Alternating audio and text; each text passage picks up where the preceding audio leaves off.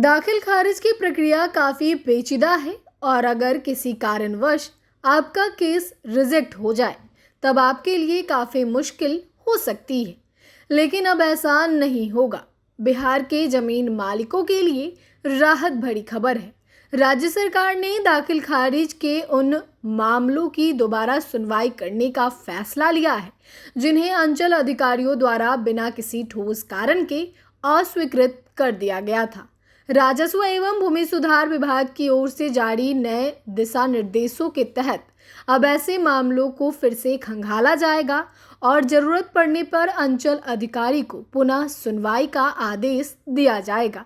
सरकार का मानना है कि कई बार मामूली त्रुटियों, दस्तावेजों के अपठनीय होने, गणितीय या लिपिकीय भूलों के कारण दाखिल खारिज के मामलों को अस्वीकार कर दिया जाता है, जिससे जमीन मालिकों को अनावश्यक परेशानी होती है। अब नए नियमों के तहत अपील वादों के त्वरित निष्पादन के लिए भूमि सुधार उप समहर्ता DCLR को जिम्मेदारी सौंपी गई है ताकि लोग जल्दी न्याय पा सके और उनकी संपत्ति से जुड़े विवाद जल्द सुलझ सके।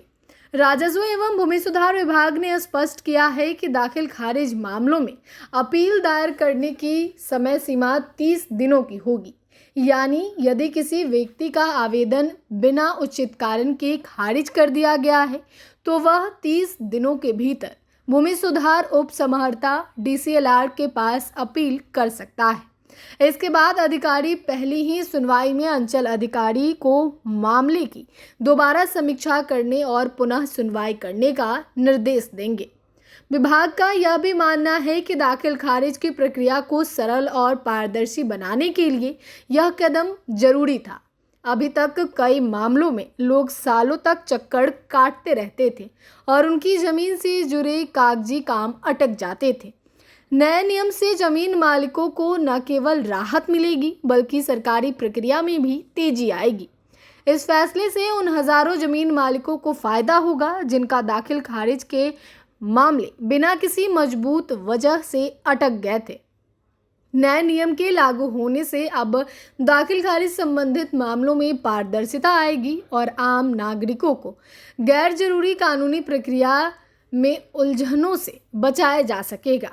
ऐसे मामलों की सुनवाई प्राथमिकता के आधार पर की जाएगी और 30 दिनों के भीतर न्यायालय में अपील करने का प्रावधान होगा।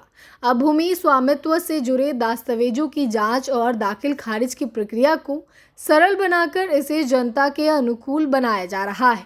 सरकार के इस फैसले से उम्मीद की जा रही है कि बिहार में भूमि विवादों की संख्या में कमी आएगी और लोगों को अपने कानूनी अधिकार प्राप्त करने में अब ज़्यादा परेशानियों का सामना नहीं करना पड़ेगा।